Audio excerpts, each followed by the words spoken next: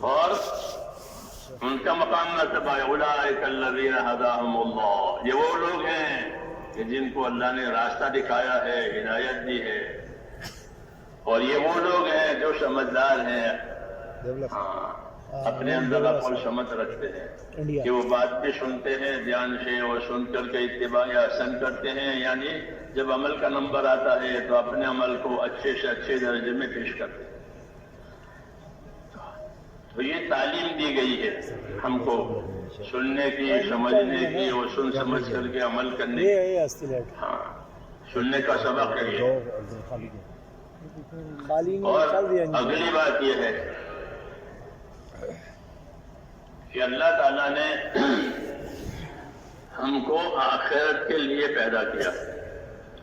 ہاں، یہ بات ہم کو ہمارے نبی نے بطور پیغام کے پہنچائی ہے۔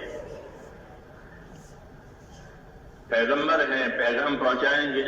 جیسے آج دنیا میں آپ کا میسج ہے، آپ کا میسج ہے، میسج کی دنیا ہے آج، تو انبیاء کرام کی بھی یہی نوعیت ہوتی ہے کہ وہ اللہ کے پیغام پہنچاتے ہیں بندوں کو، عمل کرنے کی راہیں بتاتے ہیں، اس کا نفع نقصان سمجھاتے ہیں، اس کا انجام بتاتے ہیں، یہ ان کا کام ہے۔ تو ہم کو یہ پیغام پہنچایا ہے آپ صلی اللہ علیہ وسلم نے کہ دنیا کو اللہ نے تمہارے لیے پیدا کیا ہے۔ یہ فرمایا ان الدنیا خلقت لکم، یہ بہت بڑی بشارت ہے کہ دنیا کو اللہ نے تمہارے لیے پیدا کیا ہے۔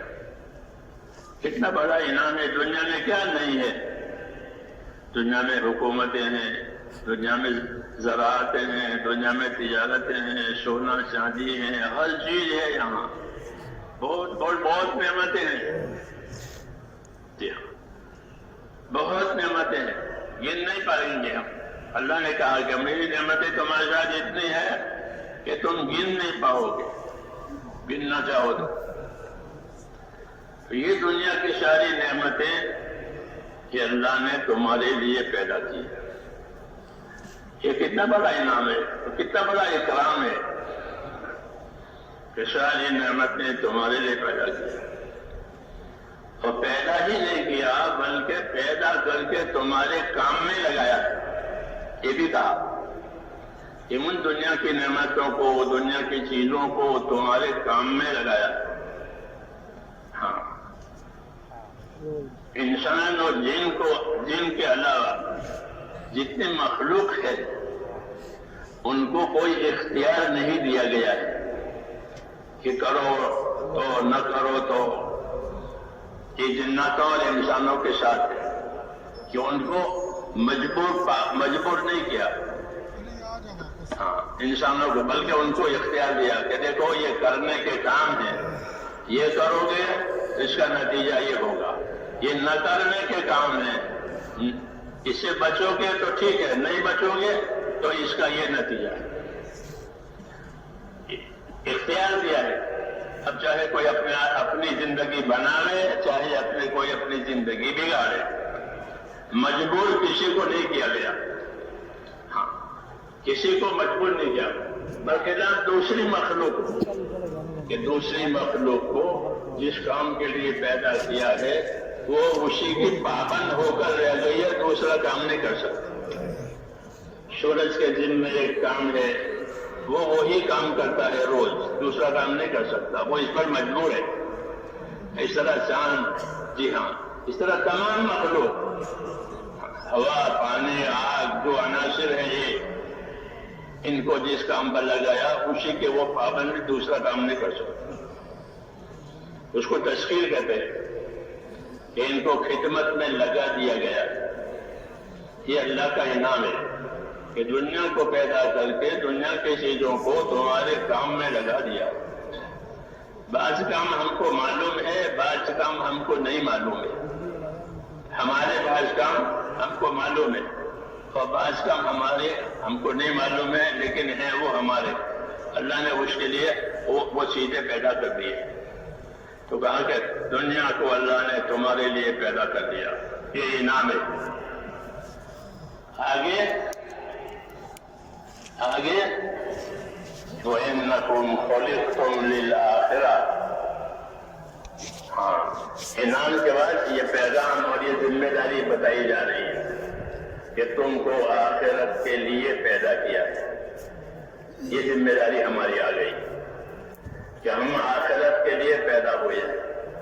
آخرت ہمارے سامنے سے آ رہی ہے اور دنیا ہمارے سامنے سے جا رہی ہے. یہ لکھا کتابوں میں کہ الآخرۃ مقبلۃ والدنیا مدبرۃ. آخرت سامنے سے آ رہی ہے. روز روز ہر آدمی اپنی آخرت کی طرف جا رہا ہے، چاہے وہ سمجھے نہ سمجھے، مانے نہ مانے، لیکن اس کا رخ اللہ تعالیٰ نے آخرت کی طرف بنا دیا. لقمان حکیم اپنے بیٹے سے کہا کرتے تھے کہ بیٹا، جب سے تو پیدا ہوا ہے تیرا رخ، تیری رفتار آخرت کی طرف ہے. روز روز روز تو اپنے آخرت سے قریب ہو رہا ہے. ایک دن آ جائے گا کہ اپنی آخرت سے مل جائے گا. تو ایسا ہر آدمی کے ساتھ یہ معاملہ ہے. اس لیے پیغمبر صلی اللہ علیہ وسلم یہ پیغام دے رہے ہیں کہ ان الدنیا خلقت لکم وانکم خلقتم للآخرہ. کہ دنیا کو تمہارے لیے بنایا، یہ انعام کرام ہے، اور تم کو آخرت کے لیے بنایا. یہ ذمہ داری کا پیغام ہے. پیغمبر ہے، اللہ کے بندوں کو جن کی ذمہ داریوں کا پیغام پہنچائیں گے کہ تم کو آخرت کے لیے پیدا کیا ہے. تو آخرت والے بنو. حضرت علی فرماتے تھے کہ آخرت والے بنو، کونوا من ابناء الآخرہ. آخرت کے سپوت بنو، دنیا کے سپوت نہ بنو. وہ تمہارے ساتھ چھوڑ دے گی اور تم بھی ان کا ساتھ چھوڑ دو گے. اور آخرت ساتھ چھوڑنے والی نہیں ہے. آخرت میں دو بڑی صفتیں ہیں آخرت کی. ایک صفت آخرت کی یہ ہے کہ وہ بہت بہتر ہے. جتنی بہتری دنیا میں ہے ان تمام بہتریوں سے بہتر آخرت ہے. دوسری صفت آخرت کی یہ ہے کہ وہ اس کو بقا ہے، کہ وہ باقی رہے گی، فنا نہیں ہوگی. دنیا اپنی تمام زینتوں و نعمتوں کے ساتھ فنا ہونے والی ہے، ختم ہونے والی ہے. ما عندکم ینفد. فرمایا اللہ نے جو تمہارے پاس ہے وہ ختم ہونے کے لیے. تمہاری زندگی بھی اور تمہارے سامان بھی اور تمہارے ارمان بھی سب، کہ وہ سب ختم ہونے کے لیے ہے. ما عندکم ینفد وما عند اللہ باق. اور جو اللہ کے پاس ہے وہ باقی رہنے کے لیے ہے. اللہ کے پاس سے مراد وہ آخرت ہے، کہ جو آخرت ہے وہ باقی رہنے کے لیے ہے. تو دنیا اور آخرت کا تعارف کرایا ہے کہ جو تمہارے پاس ہے وہ ختم ہونے کے لیے ہے. اس کے بارے میں یہی فیصلہ ہے اللہ تعالیٰ کا کہ جو بھی نعمت ہے یہاں کی، جو بھی زینت ہے یہاں کی، وہ سب ختم ہونے کے لیے ہے. یہ اس کا مال اور انجام ہے. اور آخرت، کہ آخرت باقی ہو رہنے کے لیے ہے. اس لیے کہا کہ آخرت والے بنو. آخرت کی طرف جا رہے ہو، آخرت والے بنو. یہ پیغام ہے تمام نبیوں کا، کہ وہ اسی کو مقصد بنا کر آتے ہیں کہ لوگوں کو ان کی دنیا سے آخرت بنانے والا بنائیں. یہ پیغام ہوتا ہے نبیوں کا کہ دنیا سے آخرت بنانے والے بنو. دنیا چھوڑنے کا پیغام نہیں ہے کہ دنیا چھوڑو، اتنے چھوڑنے کے لیے نہیں کہا ہے. اس لیے کہ آخرت بنانے کا یہی میدان ہے. دنیا سے ہی آخرت بنائی جاتی ہے. دنیا نہ ہو تو آخرت نہیں بن سکتی. یہی خوبی ہے اس کی. دنیا کی یہی خوبی ہے کہ یہاں سے آخرت بنے گی.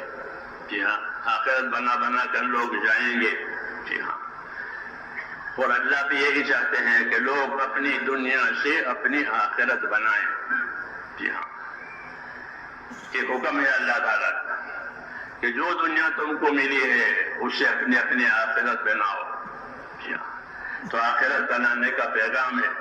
وَابْتَغِ فِيمَا آتَاكَ اللَّهُ الدَّارَ الْآخِرَةَ وَلَا تَنْسَ نَصِيبَكَ مِنَ الدُّنْيَا وَأَحْسِنْ كَمَا أَحْسَنَ اللَّهُ إِلَيْكَ. یہ ایک پیغام تھا جو اللہ تعالیٰ نے قارون کو سنایا تھا. موسیٰ علیہ السلام کا رشتہ دار ہے. موسیٰ علیہ السلام زمانے میں تھا، مشہور ہے، لوگ اس کو جانتے ہیں. اس کو اللہ تعالیٰ نے یہ پیغام دیا، مال دیا تھا اور مال دے کر یہ پیغام دیا تھا. پھر یہ باتیں اللہ نے قرآن پاک میں اتاری تاکہ ساری دنیا کے مالداروں کے لیے بھی یہی طریقہ کار ہے. ساری دنیا کے جتنے مالدار ہیں، سرمایہ دار ہیں، ان سب کے لیے یہی طریقہ کار ہے جو قارون کو بتایا گیا تھا. اللہ کی تو ایک ہی بات ہوتی ہے، اللہ اپنی بات نہیں بدلتا. تو جو اس کو بتایا تھا وہ اللہ نے اپنی کتاب میں اتارا ہے کہ وابتغِ فیما آتاک اللہ الدار الآخرہ، کہ اللہ نے تجھے جو دنیا دی ہے، مال کی شکل میں ہو، تندرستی کی شکل میں ہو، اقتدار اور حکومت کی شکل میں ہو، جو بھی دنیا کی نعمت تیرے پاس ہے اس سے تو اپنی آخرت بنا لے. یہ دعوت ہے. وابتغِ فیما آتاک اللہ الدار الآخرہ، اپنی دنیا سے آخرت بناؤ. اور حضور صلی اللہ علیہ وسلم نے مزید اور بات کہی، لِتُبَيِّنَ لِلنَّاسِ مَا نُزِّلَ إِلَيْهِمْ. اللہ کے نبی کی ذمہ داری ہے کہ اللہ نے جو باتیں نازل کی ہے اس کو اور کھول کے سمجھا دے، اس کو اور کھول کے سمجھا دے. یہ نبی کی ذمہ داری ہے. لِتُبَيِّنَ لِلنَّاسِ مَا نُزِّلَ إِلَيْهِمْ وَلَعَلَّهُمْ يَتَفَكَّرُونَ. تو حضور صلی اللہ علیہ وسلم نے مزید اور بات کہی. اللہ نے فرمایا اپنی دنیا سے اپنی آخرت بناؤ، اپنا حصہ مت بھول جاؤ. ہاں، اپنا حصہ مت بھولنا. یہ کہا کہ اپنی دنیا سے آخرت بنا کر کے لے جاؤ. ہاں، بھولو مت. بھولتا تو کوئی بھی نہیں ہے، لیکن رویہ ایسا ہوتا ہے کہ گویا بھول گیا ہے. جیسے بھولنے والا خالی ہاتھ ہو جاتا ہے، بھول کے چلا گیا. تو ایسے ہی خالی ہاتھ ہو کر کے مت جاؤ آخرت میں، جیسے بھولنے والا سوار ہو گیا اپنے گاڑی میں اور اپنا سامان بھول گیا. کہ ایسا نہ ہو. وَلَا تَنْسَ نَصِيبَكَ مِنَ الدُّنْيَا، دنیا میں سے اپنا حصہ مت بھولنا، دنیا سے آخرت بنا لینا. یہ دعوت. تو حضور صلی اللہ علیہ وسلم نے اس کو اور وضاحت سے سمجھایا اور یوں سمجھایا کہ الکیس من دان نفسه، الکیس من دان نفسه وعمل لما بعد الموت، والعاجز من اتبع نفسه هواها وتمنى على الله الامانی. یہ اور بات یاد کیا ہے دنیا سے آخرت بنانے کے جو بات آئی تھی اس میں کہ سمجھدار باہوش آدمی وہ ہے کہ جو اپنی ذات پر قابو کرے، اپنی ذات پر قابو کرے. آدمی بہت چیزوں پر قابو کرتا ہے، مشینوں پر، بہت چیزوں پر. جی ہاں، اپنے نفع کے لیے، نقصان سے بچنے کے لیے. تو کہاں اس طرح اور چیزوں پر نفع نقصان کے لحاظ سے قابو کرتے ہو، اپنے اوپر بھی قابو کرو. کہ اپنے اوپر قابو کرنے کا کیا مطلب ہے؟ کہ اپنے اوپر قابو کرنے کا مطلب یہ ہے کہ اپنے آپ کو اللہ کو خوش کرنے والی باتوں میں لگاؤ، ناخوش کرنے والی باتوں سے اپنے آپ کو بچاؤ. یہ قابو کرنے کا مطلب ہے کہ جن باتوں سے اللہ تعالیٰ راضی ہوتا ہے وہ نبی کے ذریعے سے پہنچی ہیں، اور جن باتوں سے اللہ تعالیٰ ناراض ہیں وہ بھی نبی کے ذریعے سے پہنچی ہیں. تو اس پر اپنے آپ کو قابو میں رکھو کہ جو کرنے کی باتیں کہی گئی ہے اپنے آپ کو اس کا پابند کرو. اور وہی آدمی سمجھدار ہے کہ نفع دینے والی چیز کا اپنے آپ کو پابند کرے اور نقصان دینے والی چیز سے اپنے آپ کو بچائے. تو اسی کو فرمایا ہے کہ الکیس من دان نفسہ وعمل لما بعد الموت. کہ سمجھدار آدمی وہ ہے جو اپنے اوپر قابو کرے اور وہ عمل کرے جو موت کے بعد کام دے. وہ اثر ہے، کیونکہ موت کے بعد جو چیز کام دے گی وہ ہمیشہ ہمیشہ کے لیے دے گی، اور موت کے بعد جو چیز نقصان دے گی وہ ہمیشہ ہمیشہ کے لیے نقصان دے گی. اس میں کوئی تبدیلی نہیں، کوئی اپیل نہیں، کچھ نہیں. ہاں، ایک فیصلہ ہوتا ہے اسی کے مطابق، اور آگے کوئی اپیل نہیں. اس لیے کہا جو موت کے بعد کام دینے والی چیز ہے اس کو آج ہی کرے. جی ہاں، یہ کہا کہ وہ آدمی سمجھدار ہے جو اپنے اوپر قابو کرے اور موت کے بعد کام دینے والا عمل اس کو آج کر لے. اور نادان کہ نادان وہ ہے، نادان آدمی وہ ہے جو اپنے آپ کو اپنی خواہشات کے پیچھے چلاوے، جو جی میں آوے وہی کرے، جو جی میں آوے وہ کرے، صحیح ہو غلط ہو حرام ہو حلال ہو کچھ نہیں، جو جی میں آئے وہ کرو. یہ جانور کی خصلت ہے.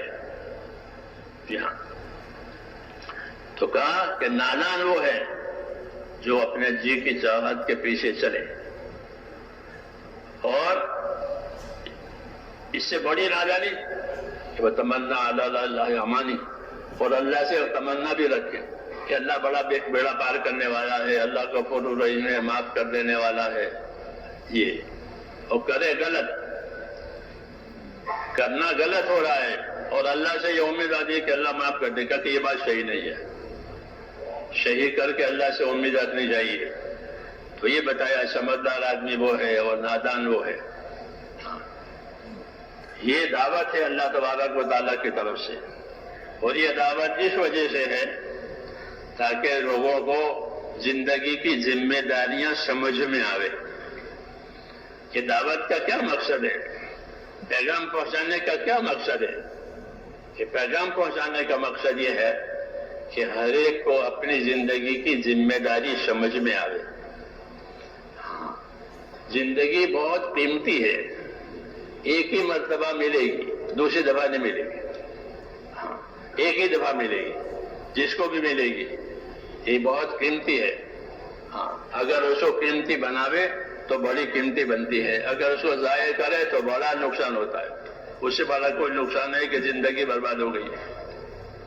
جی ہاں، دنیا کو اللہ تعالیٰ نے ایک بازار قرار دیا ہے کہ یہاں کمائی ہوگی، یہاں نفع کمائے جائیں گے. جیسے بازاروں میں نفع کمائے جاتے ہیں، کھوٹ کا دھندا کوئی نہیں کرتا.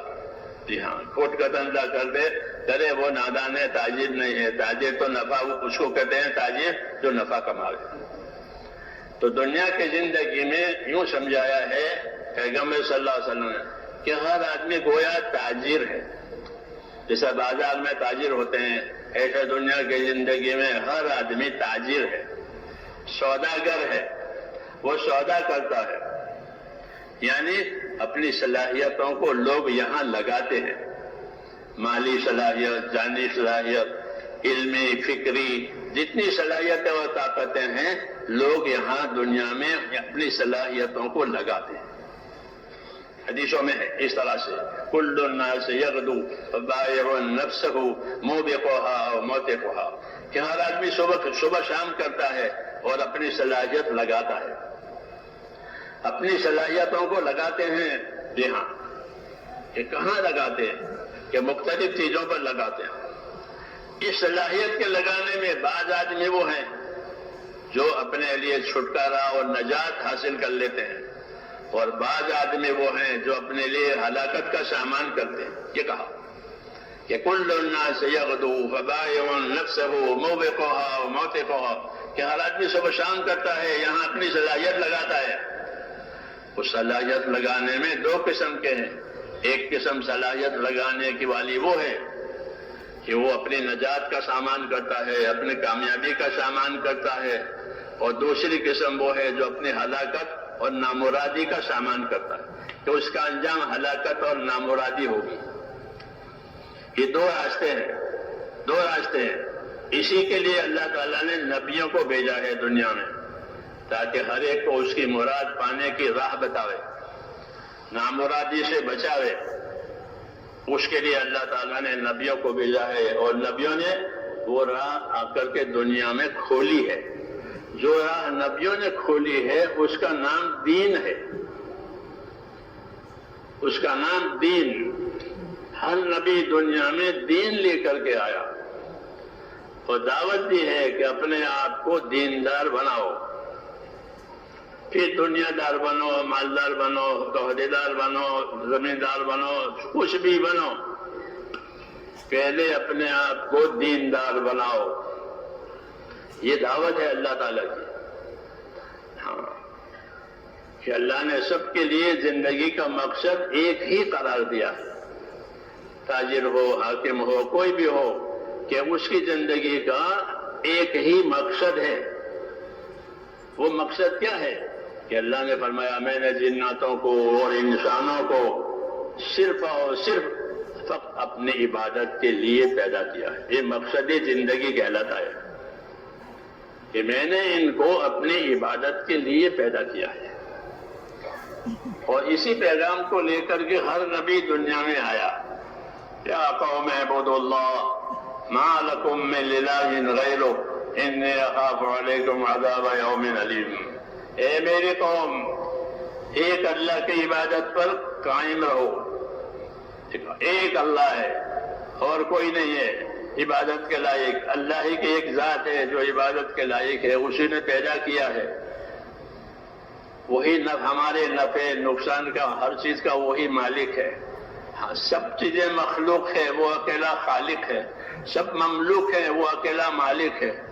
سب چیزیں استعمال ہونے والی ہے، اللہ اس کو استعمال کرنے والا ہے. جی ہاں، اپنی توحید، اپنی یگانیت کے ساتھ اللہ ہے. اس لیے اس کی طرف دعوت دی ہے ہر نبی نے کہ ہماری قوم ایک اللہ کی عبادت پر آ جاؤ. تمہارے لیے اس سے سوا کوئی کام بنانے والا نہیں ہے. کچھ کام تو وہ ہے جو اللہ تمہارے لیے تمہارے سمجھنے سے پہلے بنا چکا. مثلا حیات دے دی. ہاں حیات دے دی. حیات اللہ سے کس نے مانگی تھی؟ حیات کس نے مانگی تھی؟ کسی نے مانگی. اللہ نے اپنی طرف سے حیات اور یہ نعمت دی، زندگی. اللہ کی صفت ہے اللہم یا مبدع النعم قبل استحقاقها. حضور صلی اللہ علیہ وسلم اللہ کی تعریف کے کلمات کہتے تھے تو یہ کہے کہ وہ پروردگار جو نعمت دینے میں اپنی طرف سے ابتدا کرے، کسی کے مانگنے کا انتظار نہ کرے. اللہ وہ ہے جو کسی کی مانگنے کا انتظار نہیں کرتا. شکی وہ ہے جو مانگنے پر دے. وہ شکی کہتے ہیں کہ جو مانگا وہ دے دیا، جو مانگا وہ دے دیا. اور کریم وہ ہے کہ جو مانگنے کا انتظار نہ کرے، اور جب دے تو اپنی شان دے. سامنے والے کی حاجت دیکھ کر نہیں بلکہ اپنی شان کے مطابق دے. اس کو کریم کہتے ہیں. تو اللہ کا نام کریم ہے، کرم کرنے والا، بخشش کرنے والا، عطا کرنے والا. اسے کریم کہتے ہیں کہ وہ صرف حاجت کو ملحوظ نہیں رکھتا بلکہ وہ اپنی شان دیتا ہے. ہاں بغیر مانگے، بغیر استحقاق کے. اللہ پر کسی کا کوئی حق نہیں ہے. اس لیے حضور نے یہ تعریف کی ہے اللہم یا مبدع النعم قبل استحقاقها. اے وہ پروردگار جو نعمت دینے میں اپنی طرف سے خود ہی شروعات کرے. کسی کا کوئی حق اللہ پر نہیں ہے. سب کچھ اللہ کا ہے. سب کچھ اللہ کا ہے. جو بنایا ہے وہ بھی اور آئندہ جو بنے گا وہ بھی. یہ سب کچھ اللہ کا ہے. آسمانوں میں ہے، زمینوں میں، سب اللہ کا. کسی کا کوئی حق نہیں. اس کے باوجود بھی کسی کا حق نہیں ہے، پھر بھی وہ اپنی طرف سے نعمت دینے میں شروعات پہلے سے کر دیتے. مبدع النعم قبل استحقاقها. کہ کسی کا حق نہیں ہے مگر اپنی طرف سے نعمت دینے میں شروع کرتے ہیں. کیوں؟ کہ اللہ کریم ہے. تو جو کچھ اللہ نے بنایا ہے یہ سارا، یہ اللہ نے اپنے کرم کا اظہار کیا ہے بندوں پر. ہاں اظہار کیا ہے اپنے کرم کا، اپنی بخشش کا، اپنی عطا کا. ہاں کتنی بڑی بڑی نعمتیں دی ہے. سوچے آدمی کتنی بڑی بڑی نعمتیں. ایک آنکھ کتنی بڑی نعمت ہے. کتنی بڑی نعمت. آنکھ نہیں ہے، اندھیرا ہے. ساری دنیا میں اتنی رونق ہے لیکن جس کے ہاتھ نہیں ہے اس کے لیے اندھیرا ہے. بڑی بڑی نعمت. الم نجعل له عینین ولسانا وشفتین وہدیناہ النجدین. کیا میں نے اس کے دو آنکھیں نہیں بنائی؟ اللہ کہتے ہیں. کیا میں نے اس کے زبان نہیں بنائی؟ کیا میں نے اس کے دو ہونٹ نہیں بنائے؟ نعمتیں بتا رہے ہیں، نعمتیں بتا رہے ہیں کہ آنکھیں بتائی، دو ہونٹ بنائے 2، زبان بنائیے 1۔ شاہ عبدالعزیز صاحب محدث دہلوی رحمۃ اللہ علیہ اپنی کتاب میں لکھتے ہیں کہ اللہ نے 5 نعمتیں ذکر کی ہے، 2 آنکھیں، 2 ہونٹ، 1 زبان۔ کتنے ہو گئی؟ یہ 5۔ حالانکہ اور بھی بہت ہے، لیکن 5 کو جتایا ہے۔ کیوں؟ کہ پیدا ہوتے ہی آدمی کا بچہ اس کا محتاج ہوتا ہے، آنکھوں کا محتاج، ہونٹوں کا محتاج، زبان کا محتاج۔ سب سے پہلے کہ آنکھوں سے وہ اپنی ماں کو دیکھے گا، ماں کی چھاتیوں کو دیکھے گا، ہونٹ سے ان چھاتیوں سے دودھ پیے گا، وہ زبان سے اس کا مزہ محسوس کرے گا۔ یہ نظام الہی کہلاتا ہے۔ کیا کہلاتا ہے؟ یہ نظام الہی۔ ہم کچھ نہیں جانتے تھے، اپنی حاجت کو بھی نہیں جانتے تھے، اپنا وجود ہی نہیں تھا ہماری حاجتیں بھی نہیں تھی، ہمارے وجود ہی نہیں تھا۔ لیکن اللہ کریم ہے، اس لیے اپنے کرم سے ان چیزوں کو ایجاد کیا۔ ہمارا کوئی تقاضا نہیں، ہم نے کچھ مانگا نہیں تھا۔ مانگتے کیسے؟ وجود ہی نہیں تھا، ہمارا وجود ہی نہیں تھا، مانگتے کیسے؟ ماں نبود ہے ماں تقاضا ماں نبود لطف ہونا گفتہ امامی شنود۔ ایک بزرگ کہہ رہے اللہ کے نیک بندے کہ ہم نہیں تھے، ہمارے تقاضے نہیں تھے، پھر کہ اللہ کا لطف و کرم تھا جو ہم کو بھی جانتا تھا، ہمارے تقاضے کو بھی جانتا تھا، اور اس کے مطابق وہ سارا دے دیا کہ یہ بھی لو، یہ بھی لو، یہ بھی لو۔ تو اللہ کی ذات کریم ہے۔ ہاں، کرم کا معاملہ کیا ہے؟ ہمارے وجود کے ساتھ، تاکہ ہمارے وجود کی قیمت ہو جاوے، ہمارے وجود سے ہم کو نفع ہو جاوے۔ یہ مادی نفع ہے، یعنی موت تک کا نفع۔ اتنا ہی نہیں ہے، بلکہ جس طرح ہمارا مادی نفع اللہ تعالیٰ نے یہ بنایا کہ ساری چیزیں دے دی، کہ دنیا کے اسباب پیدا کر دیے ہمارے واسطے، جی ہاں، نعمتیں پیدا کر دی، اس کو معاش کہتے ہیں، روزگار، روزی، یہ معاش، اس کے اسباب پیدا کر دیے، جی ہاں، کھانے کے، پینے کے، رہنے کے، سہنے کے، ہاں، تاکہ دنیا کی زندگی صحیح گزرے، اس کی ضرورتیں پوری ہو جاویں، حاجتیں باقی نہ رہیں۔ یہ نظام بنایا اللہ تعالیٰ نے، اس کو معاش کہتے ہیں، گزارا۔ معاش اور متاع دنیا میں 2 چیزیں ہیں، ایک معاش ہے، ایک متاع ہے، یعنی دنیا کی زندگی ہے، اس میں گزارا ہے اور گزارے کا سامان ہے،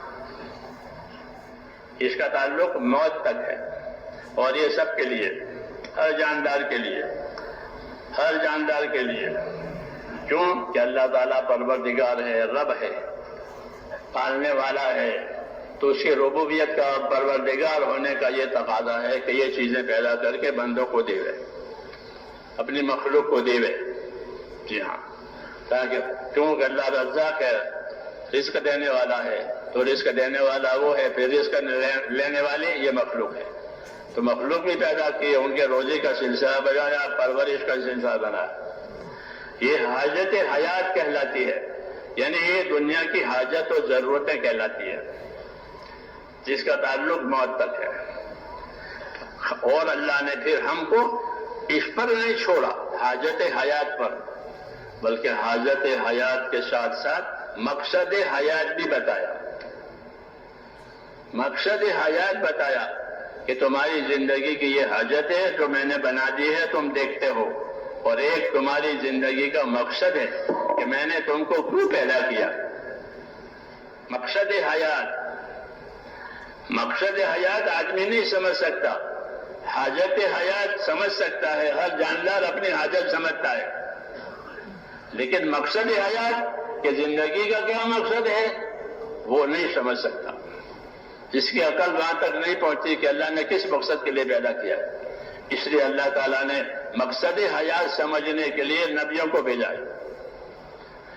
ہاں، نبیوں کو بھیجا ہے، تاکہ جس طرح زندگی کی حاجتیں سمجھ میں آ رہی ہیں، اس طرح زندگی کا مقصد بھی سمجھ میں آ رہا ہے۔ انسان میں اور حیوان میں یہ فرق ہے، حیوان کو اپنی زندگی کا مقصد بھی معلوم ہے، اپنی زندگی کی حاجتیں معلوم ہے، بھوکا ہوتا ہے، پیاسا ہوتا ہے، تھکتا ہے تو کسی سائے میں جگہ بیٹھ جاتا ہے، لڑتا بھی ہے اپنی حاجت کے لیے، یہ حیوانیت ہے، انسان میں بھی یہ بات ہے۔ اور ایک مقصد حیات ہے کہ زندگی کیوں دی گئی ہے؟ لڑنے کے لیے، کھانے پینے کے نہ، فضول برباد کرنے کے لیے کہ نہ، بلکہ زندگی ایک مقصد کے لیے دی گئی ہے۔ تو مقصد حیات سمجھانے کے لیے اللہ نے اپنے نبیوں کو بھیجا ہے، تاکہ ہر بشر کو وہ مقصد حیات سمجھاوے اور حاجت حیات اور مقصد حیات میں امتیاز کرے کہ یہ تو میری زندگی کی حاجت ہے اور یہ میری زندگی کا مقصد ہے۔ مقصد نتیجے پر ظاہر ہوتا ہے، حاجت ہر وقت سامنے ہوتی ہے، جتنی چیزیں ہر وقت سامنے ہوتی ہے وہ حاجت حیات ہے، اور اس کا تعلق موت تک ہے۔ موت پر ساری حاجتیں ختم، ساری حاجتیں، سارے دروازے بند، اور موت کے بعد کہ موت پر مقصد حیات کھلے گا۔ اگر مقصد حیات حاصل ہوا ہے تو وہ موت کامیاب ہے، اور مقصد حیات حاصل نہیں ہوا تو وہ موت نامرادی کی موت ہے، خسارے کی موت ہے۔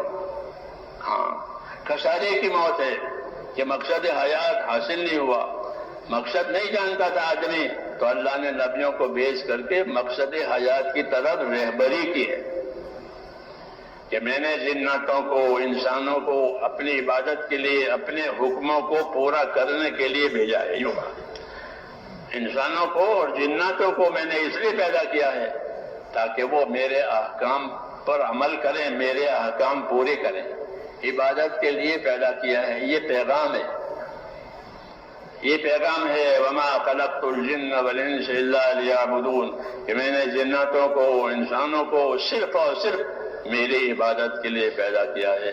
میں یہ نہیں چاہتا کہ وہ میرے بندوں کو یہ روزی دے کہ روزی یہ میرے بندوں کو کیا دیں گے، میں روزی دوں گا، ما اريد، میں یہ نہیں چاہتا کہ یہ روزی دے، بلکہ میں روزی دوں گا، میں روزی دینے والا ہوں۔ روزی بڑی چیز ہے تو وہ اپنے ذمے لے لی ہے، اور عبادت ہمارے ذمے کی ہے۔ یہی دعوت ہے کہ زندگیوں کو عبادت پر اپنی زندگی عبادت پر لگاؤ، کہ زندگیاں جب عبادت پر لگے گی تو کیا نتیجہ آئے گا؟ کہ زندگیاں جب عبادت پر لگے گی تو اللہ کی مدد آئے گی۔ اللہ کی مدد کا راستہ اللہ کی عبادت ہے، کہ عبادت والی زندگی ہوئی کہ اللہ کی مدد کے دروازے کھولیں گے۔ ایاک نعبد و ایاک نستعین، نماز میں پڑھتے ہیں یہ ایک اصولی بات کہ ایاک نعبد و ایاک نستعین، یا اللہ تیری عبادت کریں گے اور تجھ سے مدد لیں گے۔ معلوم ہوا کہ مدد لینے کا راستہ، اللہ سے مدد لینے کا راستہ وہ عبادت کا راستہ ہے، اور یہی سیدھا راستہ ہے کہ زندگی عبادت پر آوے تو یہ سیدھا راستہ بھی ہے اور یہ مدد کا راستہ ہے۔ وَأَنِ اعْبُدُونِي هَذَا صِرَاطٌ مُسْتَقِيمٌ، یہ کہا کہ وَأَنِ اعْبُدُونِي هَذَا صِرَاطٌ مُسْتَقِيمٌ، میری عبادت پر رہو، یہ سیدھا راستہ ہے۔ عبادت پر نہیں ہے تو وہ راستہ سیدھا نہیں ہے، اس کا انجام اور نتیجہ ٹھیک نہیں ہوگا۔ اس لیے رسولوں کو بھیج کر کے اس کی دعوت دی ہے کہ زندگیوں کو عبادت پر لاؤ۔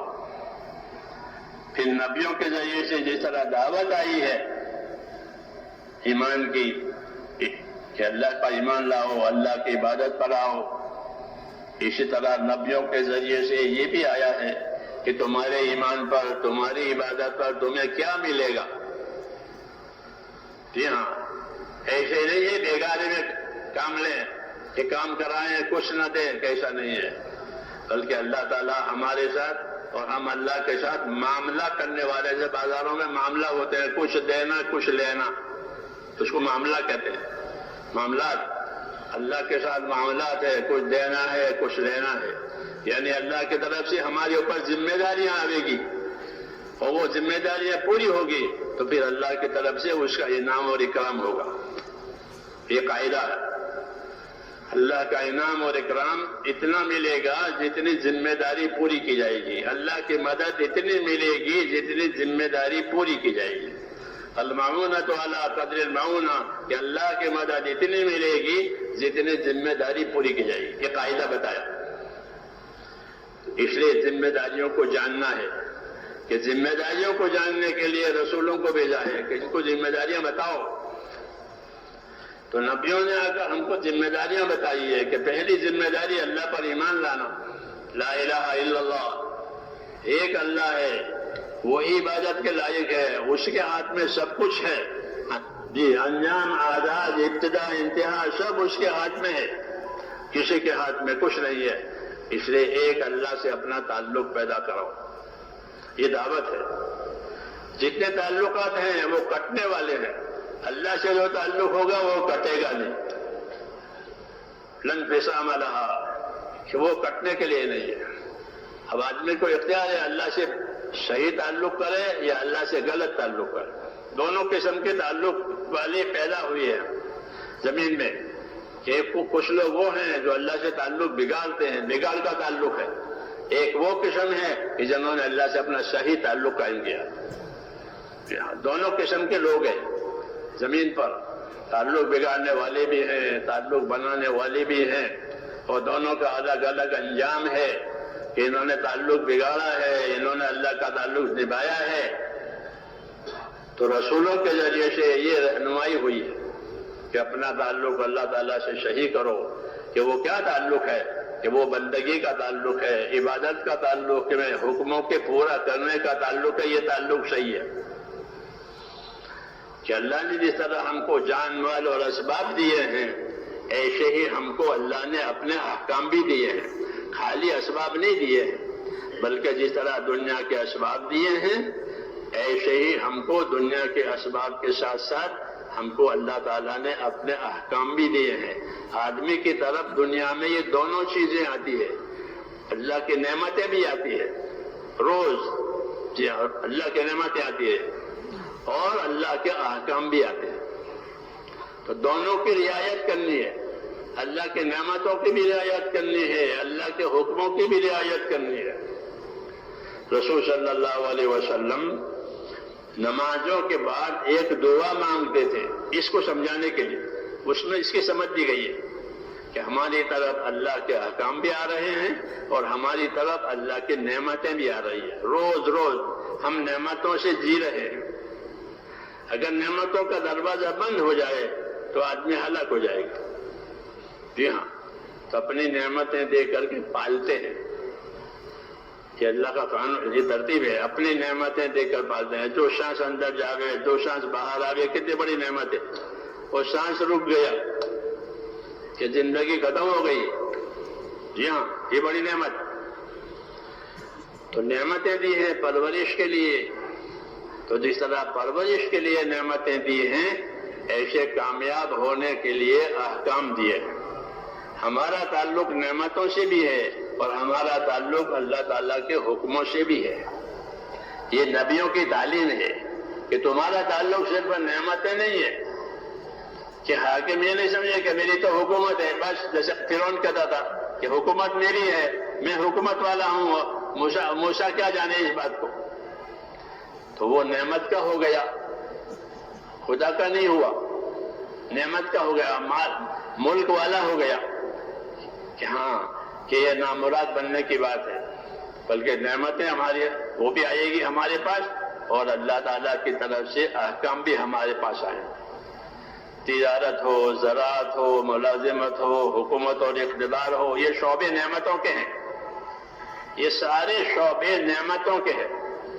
زراعت ہوئی، تجارت ہوئی، ملازمت ہوئی، اقتدار اور حکومت ہوئی، یہ سارے شعبے نعمتوں کے کہلاتے ہیں.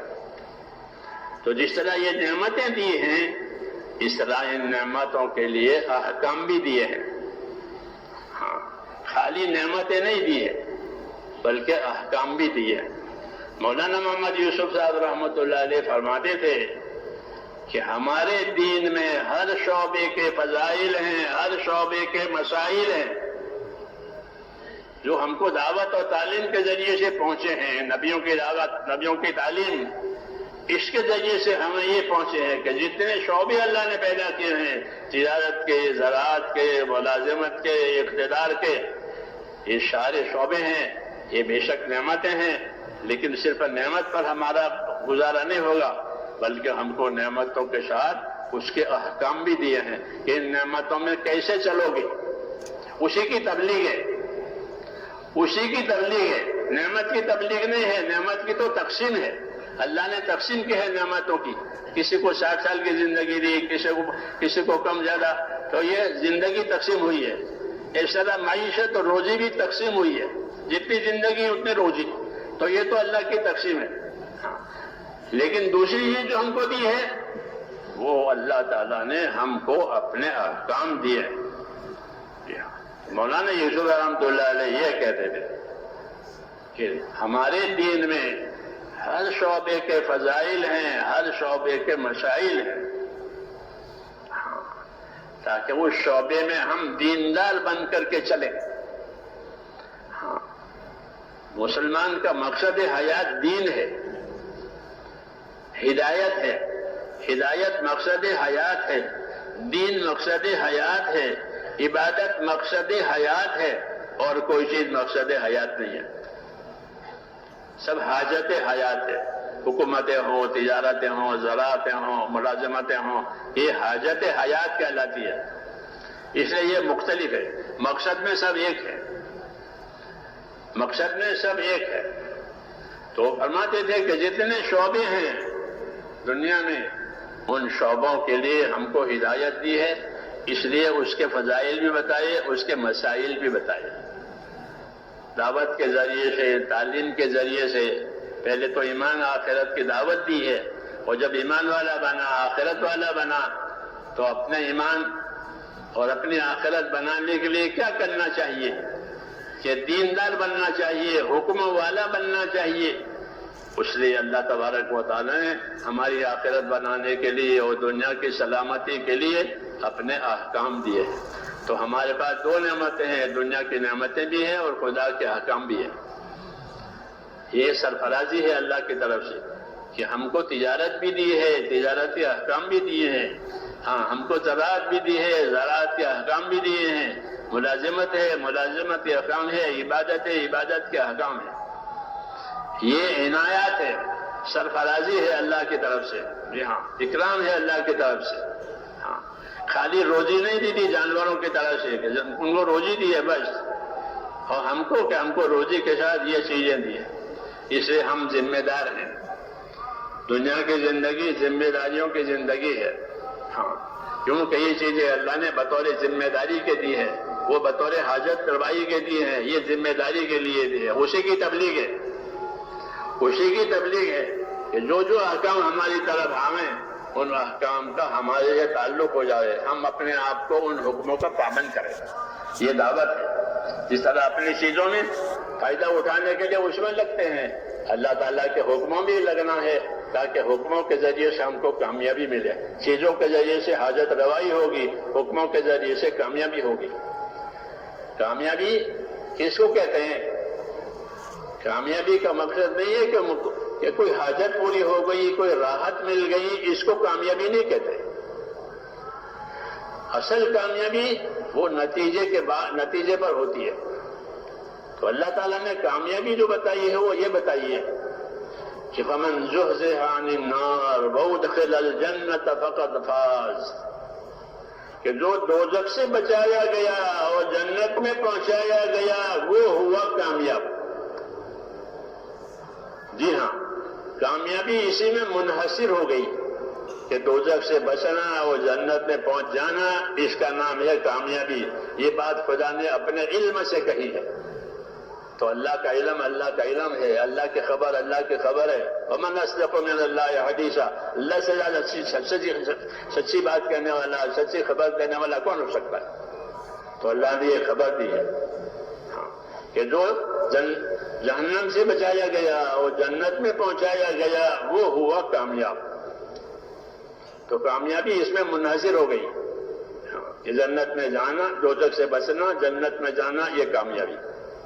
اسی کے لیے اللہ تعالیٰ نے یہ نظام بنایا ہے کہ اپنے حکم والی زندگی ہم کو دی ہے. ہر حکم اللہ کی رحمت ہے، ہر حکم اللہ کی نعمت ہے. جب وہ زندگی میں آ جائے، وہ حکم زندگی میں آئے اور زندگی اس پر لگ جائے کہ اس سے بڑھ کر کوئی چیز نہیں ہے. ہاں، ایک سبحان اللہ کلمہ ہے ذکر کا، ایک سبحان اللہ، کہ ایک سبحان اللہ احد پہاڑ سے بڑا ہے، حدیثوں میں ایک سبحان اللہ احد پہاڑ سے بڑا ہے۔ سبحان اللہ، اللہ کی پاکی بیان کرنا، اللہ پاک ہے میرا پروردگار، اللہ اکبر، سبحان اللہ، اللہ اکبر، لا الہ الا اللہ، یہ کلمات ہیں، یہ ایک ایک کلمہ کہ احد پہاڑ سے بڑھے گا، کہ اس کا انجام اور اس کا نتیجہ جو آئے گا وہ بڑا ہوگا۔ ہاں، تو اس لیے ہم کو جو بڑی چیز ملی ہے وہ اللہ تعالیٰ کے احکام ہے، اس کا دین ہے۔ اس دین کا تقاضا یہ ہے کہ وہ ہماری زندگیوں میں آوے۔ ہاں، جسے دوائیں، کہ دوا کا تقاضا یہ ہوتا ہے کہ وہ بدن میں جائے، آنکھ کی دوا آنکھ میں جائے، کان کی دوا کان میں جائے، پیٹ کی دوا پیٹ میں جائے، تو اس کا نفع ہے، نہیں تو اس کا نفع نہیں ہے۔ ایسے ہی میرے دوستو دین، یہ دین زندگیوں میں آوے، یہ دعوت ہے کہ دین کو اپنی زندگی میں لاؤ، اپنی زندگی کو دین والی بناؤ۔ ہاں، یہ دعوت ہے۔ آنکھوں میں آنکھوں کا دین، کانوں میں کانوں کا دین، دل میں دلوں کا دین، دل میں دلوں کا دین، کہ دلوں کا دین کیا ہے؟ کہ اللہ پر یقین کرنا، اللہ سے خوف کھانا، اللہ کی رحمت کا امیدوار بننا، یہ دلوں کا دین ہے۔ اسی طرح بدن کے ہر حصے کے لیے دین دیا اور ہر نعمت کے ساتھ دین دیا، اس لیے دین سیکھنا ضروری ہے۔ حکم ہے کہ اپنا دین سیکھو۔ تمام نبیوں نے آ کر دین کی دعوت دی ہے، اور جب آدمی دعوت قبول کرتا ہے تو دین کے سیکھنے کی تلقین کی ہے کہ اپنے آپ کو دیندار بناؤ، اپنے آپ کو دین سکھاؤ، کہ دین پر سارا دار و مدار ہے۔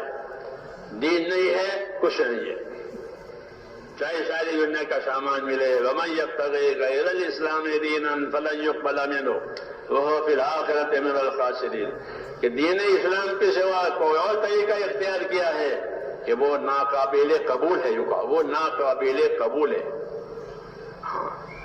اور اس کا انجام خسارہ اور نقصان ہے۔ کوئی چیز قابل قبول ہے تو وہ دین ہے، اس لیے ہم کو دین کی دعوت دی ہے، دین کے احکامات دیے ہیں، ان احکامات پر کیا ملے گا، اس کے چھوڑنے پر کیا ہوگا، وہ بھی ہم کو پورا پورا بتایا گیا۔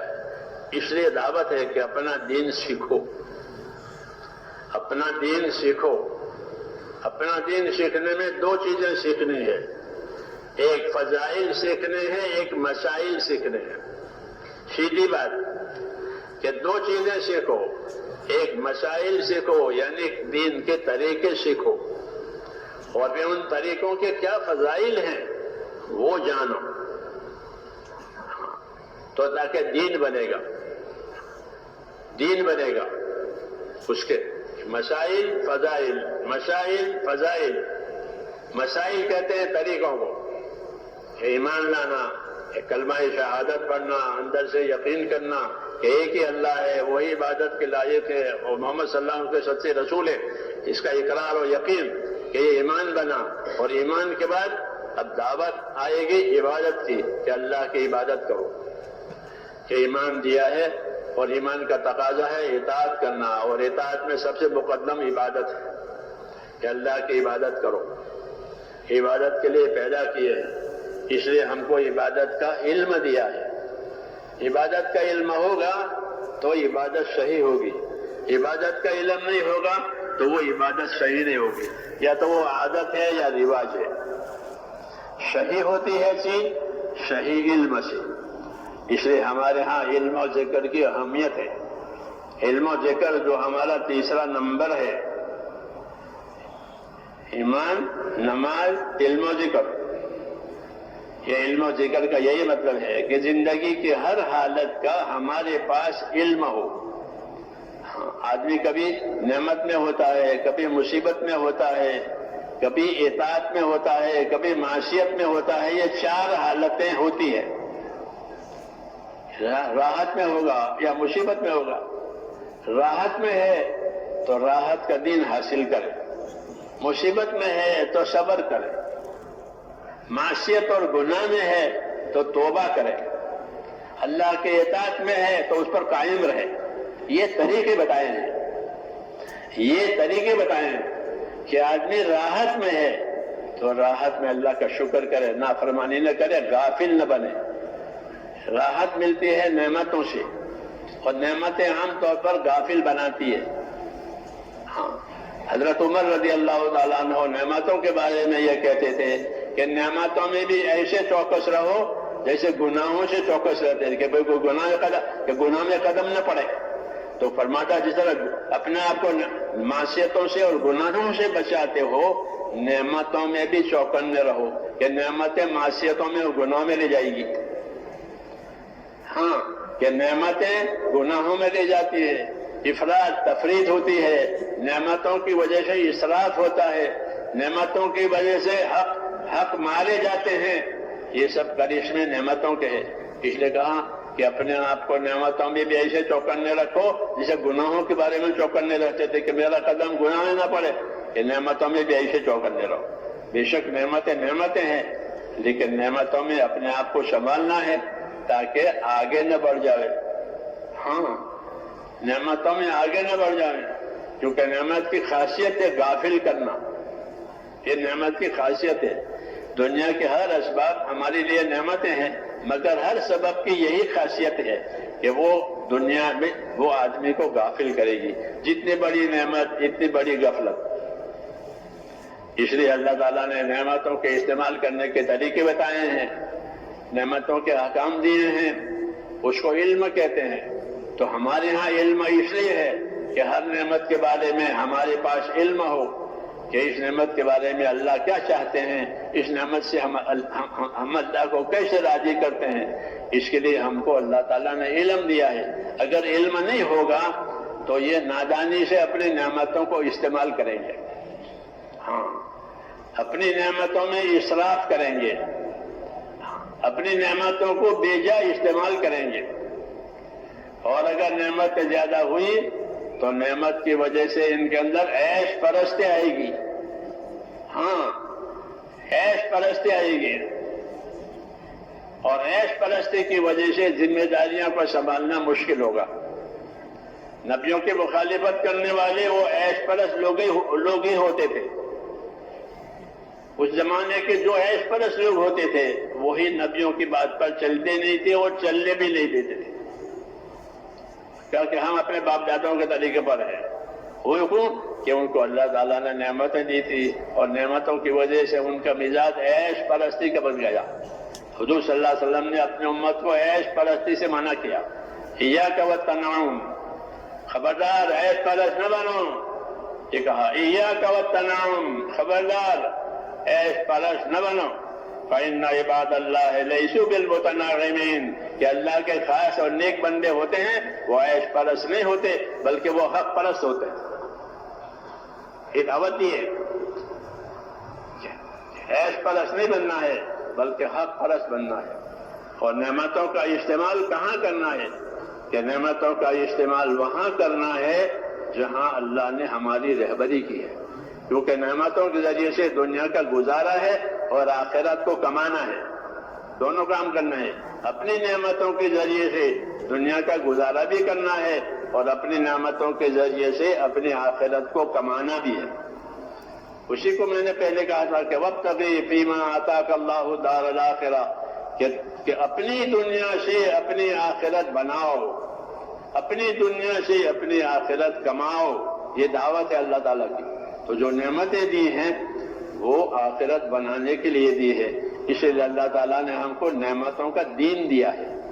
آنکھوں کا دین، کانوں کا دین، زبان کا دین، مال کا دین، تجارت کا دین، زراعت کا دین. جو جو نعمتیں ہیں ان نعمتوں کا دین ہے.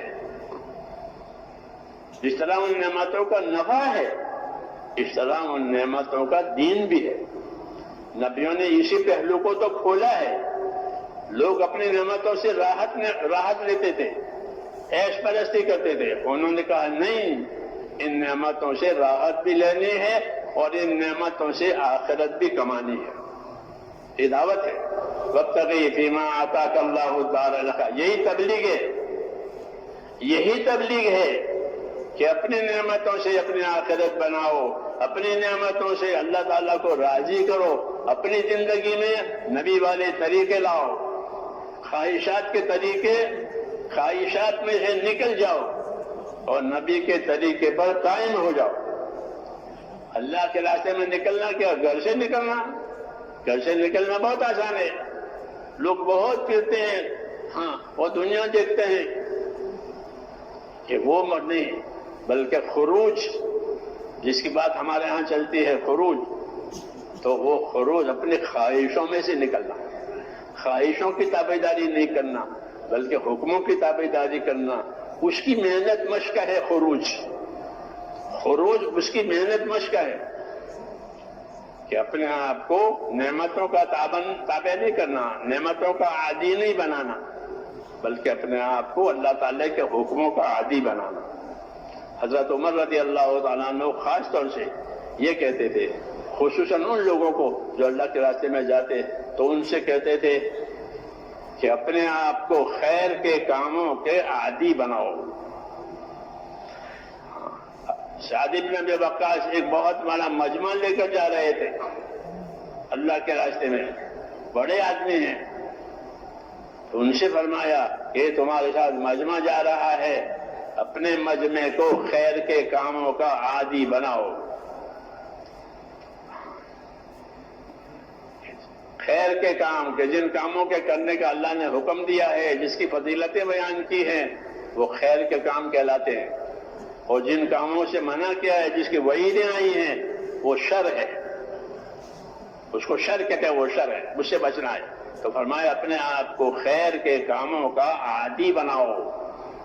یہ دعوت ہے، ایک آدھ دفعہ کر لیا، دو دفعہ کر لیا، ایسے نہیں، بلکہ اسے عادی ہو گئے کہ عادی ہونے کی وجہ سے کام آسان ہو جاتا ہے، پھر عادت عبادت بنتی ہے۔ جیسے بچے سے نماز پڑھواتے ہیں تاکہ وہ نماز کا عادی بنے، اس کو نماز کی سستی نہ رہے شروع سے ہی، پھر جب اس میں شعور آئے گا تو وہ اپنی عادت کے لیے نہیں پڑھے گا، اپنی عبادت کے لیے پڑھے گا۔ اب وہ سمجھدار ہو گیا کہ نماز اللہ کی عبادت ہے، اس کا طریقہ ہے۔ ہاں، تو عادی بنانے کا حکم ہے کہ اپنے آپ کو خیر کے کاموں کا عادی بناؤ۔ ایک دفعہ نہیں ہوگا کرنے سے، بلکہ بار بار اس کو کرو۔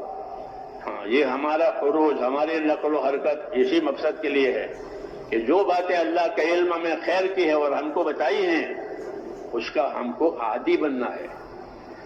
خیر دو چیزوں میں ہے، ایک اللہ کے حکموں میں اور ایک نبی صلی اللہ علیہ وسلم کی سنتوں میں اور آپ کے طریقوں میں۔ انہی دونوں میں خیر منحصر ہے، اس کی دعوت ہے کہ میرے ساتھ اللہ کا کیا کیا حکم ہے اور حکم کے پورا کرنے کا نبی نے کیا طریقہ بتایا ہے، یہ علم ہونا چاہیے۔ حکموں کا علم، طریقوں کا علم، اس سے زندگی کی ذمہ داریاں پوری ہوگی، اس سے حقوق ادا ہوں گے۔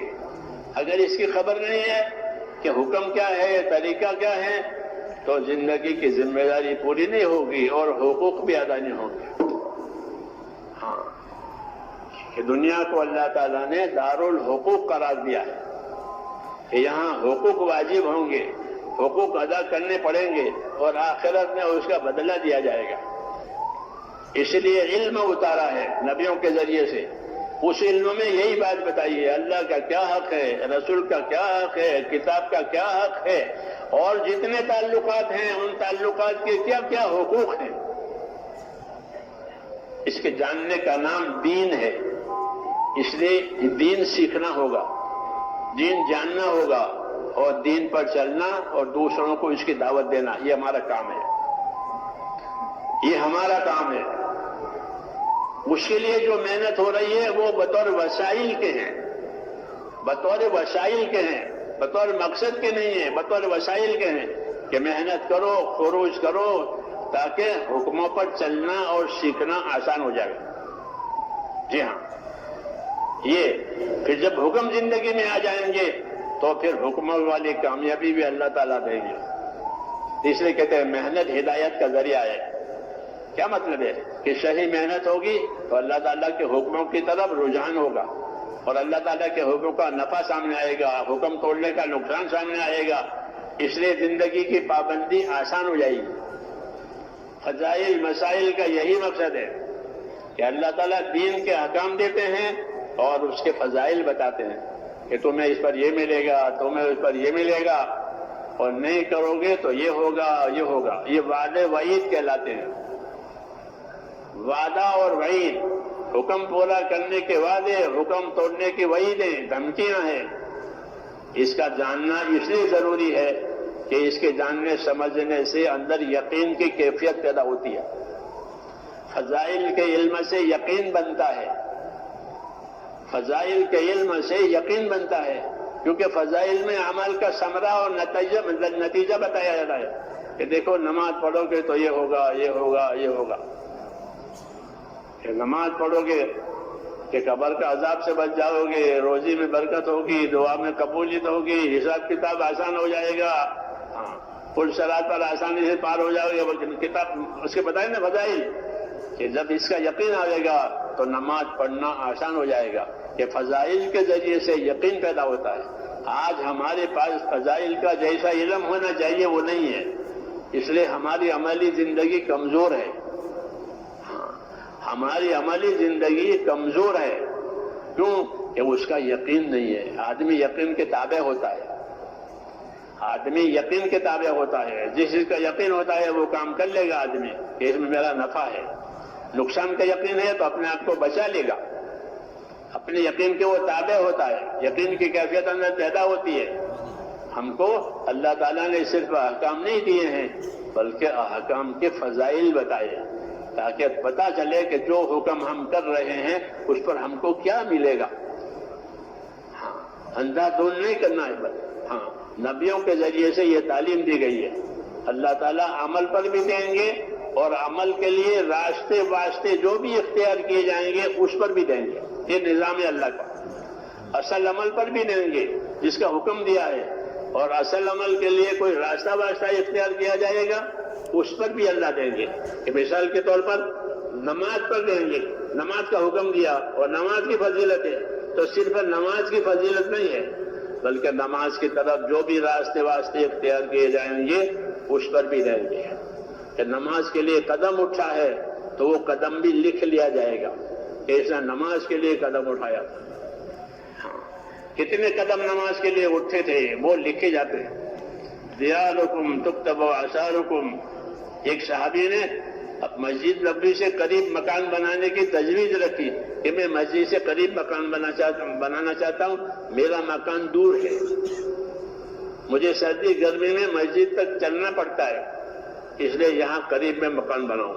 آپ نے رائے نہیں دی کہ نہیں وہیں رہو، جہاں ہو وہیں رہو، وہیں سے چل کر کے آؤ، چل کر کے جاؤ، چل کر کے آؤ، چل کر کے جاؤ۔ یہ کیوں؟ کہ تمہارا چلنا بھی لکھا جائے گا اور تمہارا واپس جانا بھی لکھا جائے گا۔ کہ تمہارے چلنے میں بھی ثواب ہے مسجد کی طرف اور واپس جانے میں بھی ثواب ہے گھر سے گھر کی طرف۔ دیارکم تکتب آثارکم، اپنی جگہ پر رہو، تمہارا آنا جانا لکھا جاتا ہے۔ خالی دنیا میں ایسا نہیں ہے کہ آدمی دکان پر جاوے تو بھی کوئی نفع ہے، دکان سے گھر میں جاوے اس کا بھی کوئی نفع ہے، دفتر میں جاوے اس کا کوئی نفع ہے، دفتر سے گھر جاوے اس کا کوئی نفع ہے، تو کچھ نہیں، اس میں کچھ نہیں ملتا۔ بس بدلنی پڑتی ہے، بس بدل کر جاتے ہیں، ایک بس سے نہیں جاتے ہیں، دو بس میں، کہ دو بس بدلو چاہے تین بس بدلو، اس پر کچھ نہیں ملے گا۔ ہمارے ہاں یہ ہے کہ للوسائل حکم المقاصد، کہ وسائل کا بھی ثمرہ ہے، وسائل کا بھی فائدہ ہے، جیسا مقاصد کا فائدہ ہے۔ نماز تو مقاصد میں سے ہے، اس کی تو فضیلت ہے ہی ہے، لیکن نماز کی طرف جتنے وسائل اختیار کرو گے کہ اس پر بھی اللہ دیں گے۔ یہ اللہ کا نظام ہے کہ للوسائل حکم المقاصد، کہ وسائل کو بھی دیں گے۔ پیدل چلو گے تو وہ بھی پیدل چلنے کا ثواب ملے گا، پیدل حج کا ثواب ملے گا، پیدل حج کرے۔ بولی شہید کا سامنے ہم نے کہا پیدل چلو، حج میں تھے ہم، کہ پیدل چلو، کہ پیدل حج کرنے والے کہ جب پیدل آدمی حج کرتا ہے تو فرشتے ان سے معانقہ کرتے ہیں، جیسے معزز مہمان ہو، عزیز مہمان ہو، اسے معانقہ کیا جاتا ہے ملاقات کے اوپر. ہاں کہ پیدل حج کرتے ہیں کہ فرشتے ان سے معانقہ کرتے ہیں، سواری سے حج کرتے ہیں فرشتے ان سے مشاورہ کرتے ہیں. ہاں ہماری حرکتیں اور ہماری ان چیزیں یہ بھی اللہ کے ہاں کارآمد ہے. فضائل اس لیے بیان کیے ہیں، اور فضائل جب زندگیوں میں آئیں گے تو دینداری طاقتور بن جائے گی. ہاں فضائل کے نہ ہونے کی وجہ سے دینداری مزمحل ہے، دینداری کمزور ہے، ہوا نہیں ہوا کیونکہ نتیجہ معلوم نہیں ہے، نتیجے کا یقین نہیں ہے. دین کی دعوت میں فضائل اور بشارتیں اس لیے دی جاتی ہے کہ ان فضیلتوں سے، ان بشارتوں سے یقین آئے کہ مجھے خدا یہ دینے والا ہے، مجھے خدا یہ دینے والا ہے. تو پھر وہ اپنے آپ کو اس فضیلت حاصل کرنے کے لیے تابع کرے گا. ایک صحابی کے بارے میں لکھا ہے کہ وہ نابینا تھے. جب کوئی مانگنے والا دروازے پر آتا تو انہوں نے اپنے دروازے سے لے کر کے اپنی بیٹھک تک، ہم تو نابینا لوگ، ہم تو گھر میں بیٹھے رہے، ایک رسی لگا باندھ رکھی تھی. جب کوئی دروازے پر آیا سائل تو رسی کے سہارے دروازے پر جا کر کے اس کے ہاتھ میں جو اللہ نے توفیق دی اس ہاتھ میں لے بھائی، اس سائل کو دے دیا. یہ انہوں نے اپنا اصول بنایا کہ کوئی سائل آئے گا دروازے میں مانگنے کے لیے تو اس رسی کے سہارے جا کر اس کے ہاتھ میں رکھ دیں گے. ان کے بیٹوں نے کہا کہ اس کی کیا ضرورت ہے، آپ اتنی تکلیف کریں، ٹھوکر لگے گی، آپ ہم کو دیجئے، ہم اس فقیر کو دے دیں گے، پہنچا دیں گے. فرمایا بات تو یہ صحیح ہے کہ فقیر کو پہنچ جائے گا، لیکن میری حالت الگ ہے. کہ وہ کیا؟ کہ ہم نے اپنے نبی سے یہ بات سنی ہے کہ غریب مسکین کو اپنے ہاتھ سے صدقہ دینا یہ آدمی کو بری موت سے بچاتا ہے. یہ مثال ہے فضیلت جاننے کی کہ اپنے ہاتھ سے غریب مسکین کو، حاجت مند کو صدقہ اپنے ہاتھ سے دینا کہ لے بھائی، یہ آدمی کو بری موت سے بچاتا ہے. سو اب تو ہر حال میں مل جائے گا. یہ کیا کہ فضیلت کا اثر ہے کہ رسی باندھ رکھی ہے اور چل کر جا کر فقیر کو اپنے ہاتھ سے دے. فضائل کا علم، ہاں مولانا الیاس صاحب فرماتے تھے فضائل کا علم مقدم ہے. فضائل سمجھنا آئیں گے تو عمل کے لیے تیار ہوگا. اب جب عمل کے لیے تیار ہوگا تو اب مسائل کا علم کو چاہیے، کیونکہ وہ عمل کے لیے تیار ہوا. اب مسائل چاہیے. پہلے فضائل کا علم کہ تحریک جو ہوگی عمل کی وہ فضائل سے ہوتی ہے. زندگی میں عمل کی تحریک ہوتی ہے، وہ فضائل سے ہوتی ہے. اس لیے اللہ تعالیٰ نے نبیوں کو بھی یہ اسلوب دیا ہے کہ لوگوں کو فضیلتیں سناؤ، لوگوں کو وعیدیں سناؤ. وما نرسل المرسلین الا مبشرین ومنذرین. یہ کہا کہ وما نرسل المرسلین الا مبشرین ومنذرین، ہم رسولوں کو بشارتیں سنانے والے، وعیدیں سنانے والے بنا کر بھیجتے ہیں. یہی طریقہ ہے کہ وعیدیں سنانے سے، فضیلتیں سنانے سے ایک حرکت پیدا ہوتی ہے. کس کی؟ کہ حکم پورا کرنے کی اور گناہ سے بچنے کی.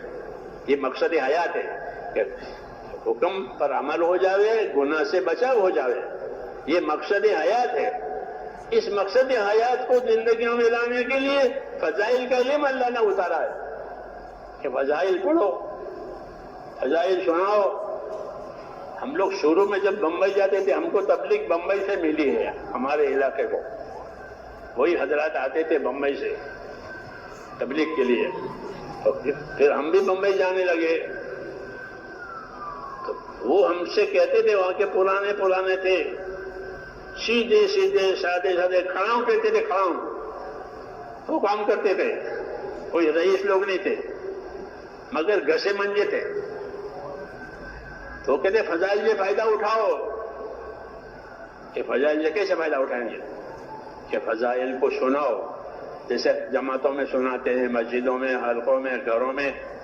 یہ بھی ہے اس طرح سناؤ. اور دوسرا کام کیا کرو کہ اکیلے اکیلے بھی فضائل کی کتابیں پڑھا کرو، تنہا تنہا، اس سے دل تاثر لے گا۔ کر کے دیکھنا، کر کے دیکھنا۔ جس طرح اخبار پڑھتے ہیں نا تو وہ دل متاثر ہوتا ہے۔ یہ تو ساری خبریں سچی ہے، اخبار کے بارے میں کوئی گارنٹی نہیں ہے، یہ سب سچی خبریں ہیں۔ اسے کہا کہ حلقوں میں بھی پڑھو، گھروں میں بھی پڑھو، تعلیم کا حلقہ بنا بنا کر کے جمع ہو، اور اکیلے اکیلے بھی مطالعہ کرو فضائل کا۔ جب اکیلے مطالعہ کرو گے تو دل اس کا اثر لے گا، کیونکہ اب آپ خود ہی پڑھ رہے ہیں اندر۔ دل متاثر ہوگا تو پھر بات نہیں بھولے گا، جب دل متاثر نہیں ہوتا تو بات بھول جاتا ہے۔ جس بات سے دل متاثر ہوا وہ نہیں بھولتا۔ اکیلے پڑھو گے دل متاثر ہوگا کہ اللہ کے نبی یہ کہہ رہا ہے، اللہ یہ کہہ رہے ہیں، صحابی نے یہ سنایا ہے۔ تو کہا فضائل حلقوں میں پڑھو، فضائل کا مطالعہ کیا کرو۔ تیسرا کام کیا کہ جو فضائل تم نے سیکھے سمجھے ہیں حلقوں میں اپنے مطالعے سے، جب دعوت دینے کے لیے جاؤ اللہ کے بندوں کو تو فضائل سے دعوت دو، ان کو فضائل بتاؤ، ان کو فضائل سناؤ کہ تم کو اللہ یہ دیں گے اور یہ دیں گے اور یہ دیں گے۔ تو آدمی ہے، اس کی فطرت میں یہ بات ہے کہ جب اس کو نفع کی بات آئے گی تو اس کے اندر عمل کی حرکت پیدا ہوگی۔ اس لیے دعوت دینے کا طریقہ نبیوں کے ذریعے سے یہ ہے کہ بشارتیں سناؤ، وعیدوں سے ڈراؤ، تو خود بھی عمل کی حرکت پیدا ہوگی، امت میں بھی حرکت پیدا ہوگی۔ یہ طریقہ کار کہلاتا ہے، اس کو طریقہ کار کہتے ہیں۔ نبیوں نے یہی طریقہ اختیار کیا ہے کہ تاجر کو تجارت کی فضیلت بتائی کہ بھئی تجارت سچی ہوگی تو تو اللہ کے عرش کے سائے کے نیچے ہوگا، تجارت سچی ہوگی تو تو نبیوں کے ساتھ، شہیدوں کے ساتھ ہوگا۔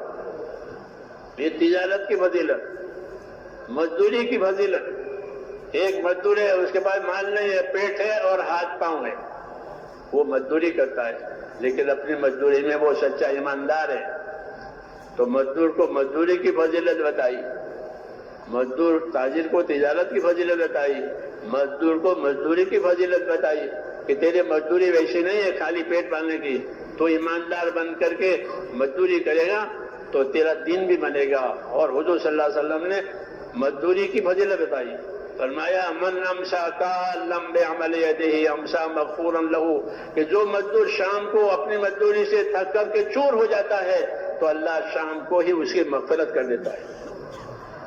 یہ کہا کہ شام کو ہی اس کی مغفرت ہو، جب وہ گھر جائے گا تو اس کی مغفرت ہو گئی۔ جیسے ذکر کے حلقے میں بیٹھنے والے، تعلیم کے حلقے میں بیٹھنے والے جب اٹھتے ہیں تو فرشتے کہتے ہیں کہ قوموا مغفورا لکم، تم اٹھو گے اور تمہاری مغفرت ہو جائے گی، اس مزدور کی بھی مغفرت ہو جائے گی۔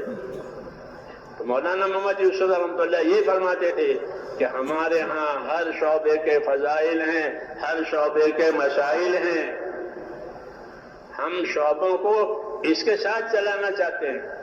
شعبے تو چلیں گے، تجارت ہے، زراعت ہے، ملازمت ہے، حکومت ہے، یہ شعبے ہیں، یہ زندگی کی حاجت حیات میں سے ہے کہ یہ شعبے چلیں گے، لیکن یہ اپنے فضائل کے ساتھ چلیں گے، یہ اپنے مسائل کے ساتھ چلیں گے۔